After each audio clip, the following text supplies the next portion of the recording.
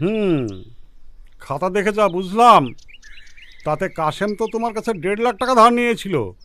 তুমি 3 লাখ বলছো কেন? হ্যাঁ মোড়ল সাহেব, আপনি ঠিকই রেখেছেন। কাশেম 1.5 লাখ টাকাই নিয়েছিল, কিন্তু ওই টাকাটা সুদে বেড়ে বেড়ে 3 লাখ হয়ে গেছে। দেখো মহেশ, এদের যা পরিস্থিতি, মেয়েটা পড়াশোনায় ভালো বলে স্কলারশিপের টাকায় পড়াশোনা হয়, আর ওর মা কোনো রকমের বিড়ি বেঁধে সংসার চালায়। তাহলে তুমিই বলো এত টাকা ওরা কিভাবে দেবে? 1 টাকাও দিতে হবে না। আপনারা তো সবাই জানেন কিছুদিন আগে আমার বউটা মারা গেছে। যদি সালমার সঙ্গে আমার বিয়েটা দেন, তাহলে টাকাটাও মাফ করে দেব, আবার সালমাকে আমি সুখেও রাখবো। না না, তা কি করে সম্ভব? আপনার মতন একটা বয়স্ক লোকের সাথে আমার মেয়ের বিয়ে কিভাবে দেব? ভালো কথা। হাত যখন পেটেছি, টাকাটা দিন, নাহলে মেয়েটা হাটে তুলে দিন। কি বলেন মোড়ল মশাই?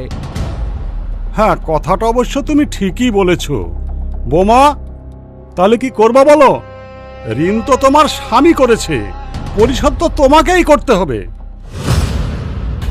না, আমার মেয়ের সাথে ওর বিয়ে দেব না। আমি যেভাবেই হোক ওর টাকা দিয়ে দেবার ব্যবস্থা করব। টাকাটা কবে দেবেন সেটা তো বলুন। আমাকে 2 মাস সময় করে দেন। ঠিক আছে, তোমার কথাই মেনে নিলাম। মোড়ল সাহেব, ড্যামি তৈরি করুন। 2 মাস বাদে যদি টাকাটা না দিতে পারেন না, তাহলে কিন্তু সালমার সঙ্গে বিয়ে দিতে হবে। ভালো করে ভেবে দেখো বৌমা, 2 মাস পরে কিন্তু তোমাকে মহেশবাবুর টাকা দিতে হবে। আর যদি না দিতে পারো, তাহলে ওনার সঙ্গেই তোমার মেয়ের বিয়ে দিতে হবে। দেবে তো?